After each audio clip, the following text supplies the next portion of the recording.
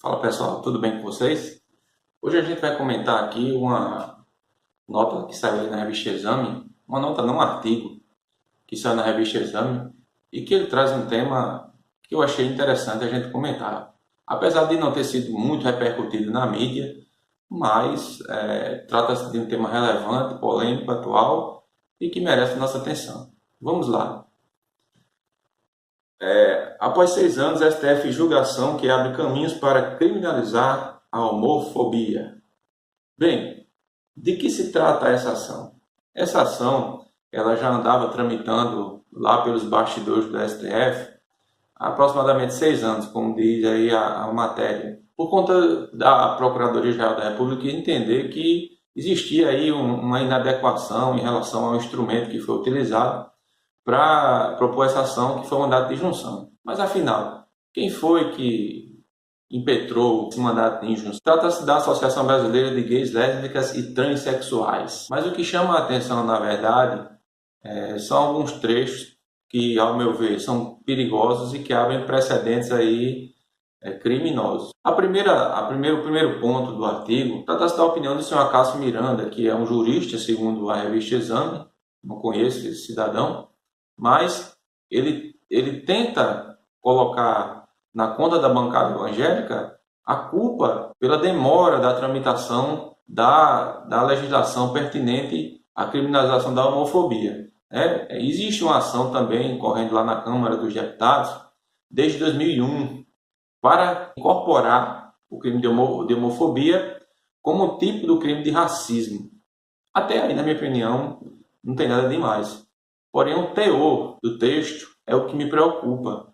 E o que é que traz? Primeiro, a atribuição de culpa à bancada evangélica por este tema não ter sido abordado ainda, como se só existisse no Congresso a bancada evangélica e como se ela sozinha tivesse poder para definir o que vai e o que não vai na pauta, né, de votação do Congresso Nacional.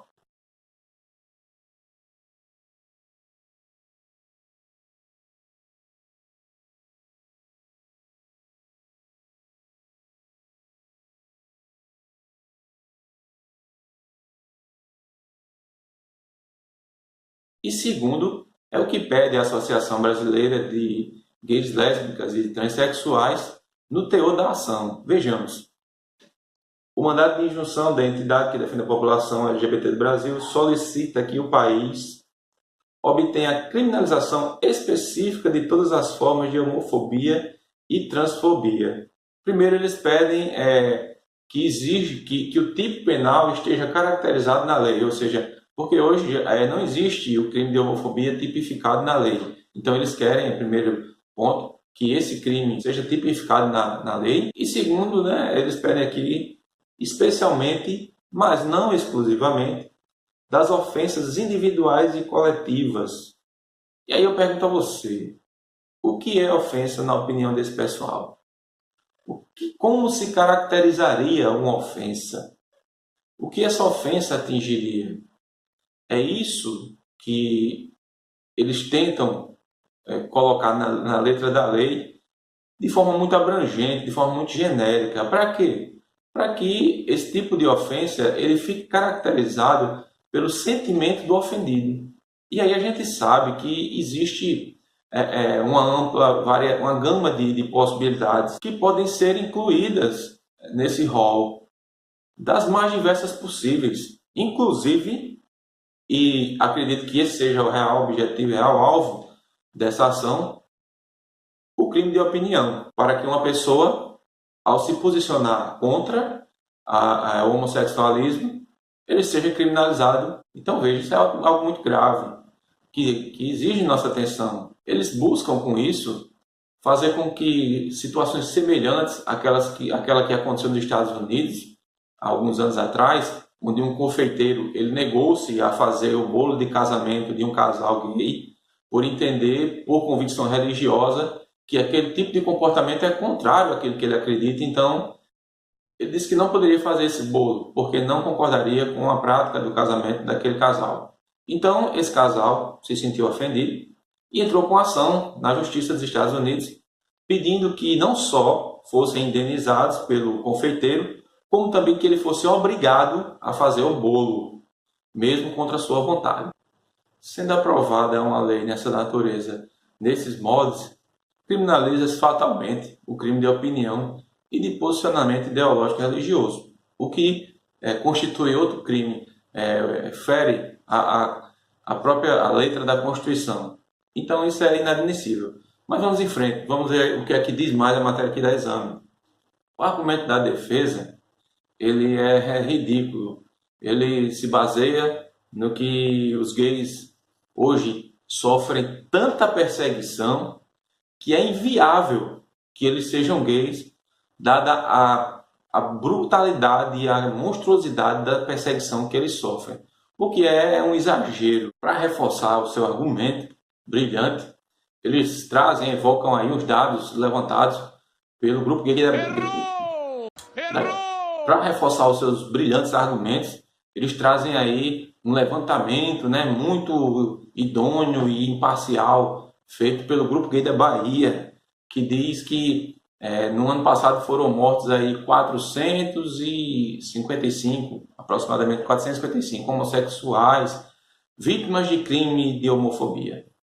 Bem, vejamos qual o critério rigoroso e isento que o Grupo Gay da Bahia usa para aferir esses dados. Segundo o seu próprio presidente, o senhor Luiz Motti, diz o seguinte: nos crimes contra gays e travestis, mesmo quando há suspeita do envolvimento com drogas e prostituição, a vulnerabilidade dos homossexuais e a homofobia cultural e institucional justificam sua qualificação como crimes de ódio.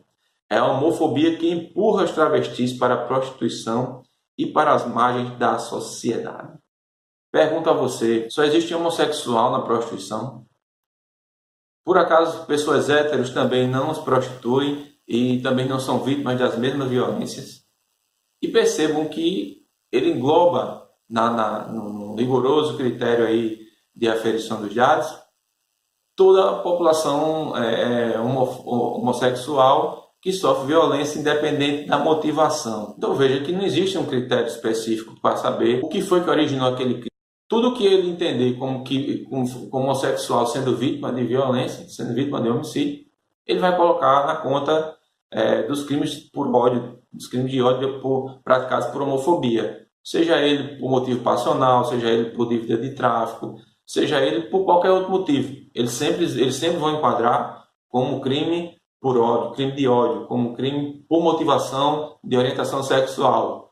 Qual o compromisso dos advogados nesse caso, nessa ação? O que é que eles pedem, além da tipificação específica do crime? Bem, lá no finalzinho da ação, nas entrelinhas, os advogados pedem aí que todas as vítimas de homofobia e os seus familiares sejam indenizados em dinheiro. Não basta que os culpados sejam punidos. Seja ou não punido aquela que foi vítima de um suposto crime de homofobia, ou aquele, tem que ser indenizado, ou a família seja indenizada, até que o Congresso decida colocar de forma específica na letra da lei o crime de homofobia. Então, o interesse é também, e por fim das contas, além de ideológico, financeiro. Eles querem ganhar dinheiro, principalmente os advogados. Por isso que eles solicitam essas ações. Não sei, acredito que motivado na boa vontade do welfare state, ou seja, do bem-estar social, que é tão pregado por esse povo aí do politicamente correto, que na verdade não tem nada de bem-estar. O que eles querem é o bem-estar deles. E aí a gente faz um comparativo com a indenização que é dada às vítimas da ditadura, entre aspas, aquelas vítimas que cometiam atentados, que explodiam carros-bomba, que assaltavam bancos, que torturaram, que mataram, que assassinaram também várias e milhares de pessoas, e inclusive seus próprios companheiros, e que hoje posam de vítimas daquele tempo, vítimas de um Estado opressor, e que eles lutavam pela democracia. Tudo mentira, tudo conversa fiada, não existe nada de luta pela democracia. O que existia era a luta para impor uma nova ditadura, ou seja, uma ditadura do proletariado, uma ditadura comunista, que se fosse realmente implantada aqui no Brasil, Hoje, talvez você estivesse andando aí num Chevette 65, se você realmente estivesse num carro novo. Então veja, se a gente for colocar na ponta do lápis, ainda que a gente considere a totalidade dos homossexuais mortos como crime, por crimes de homofobia, e comparar com a população, com a taxa de homicídios por 100 mil habitantes, né, e pelo total de homicídios praticados no mesmo período, a gente vai ver que o número dos homossexuais mortos corresponde a 0,7% da totalidade. Ou seja, em 2017 foram mais de 60 mil homicídios, dos quais 455 aproximadamente de homossexuais. E aí eu pergunto, e levando em consideração as outras pessoas, os outros 99,3% que eram héteros, será que vivemos numa sociedade heterofóbica, que morreram porque eram héteros? Então é essa pergunta que a gente tem que se fazer, e essa pergunta que eu deixo para esse pessoalzinho aí que tenta manipular a mente das pessoas através de falácias, de informações confusas, de dados distorcidos e de mentiras repetidamente contadas. Ok? Fique com Deus, um abraço a todos e até o próximo vídeo.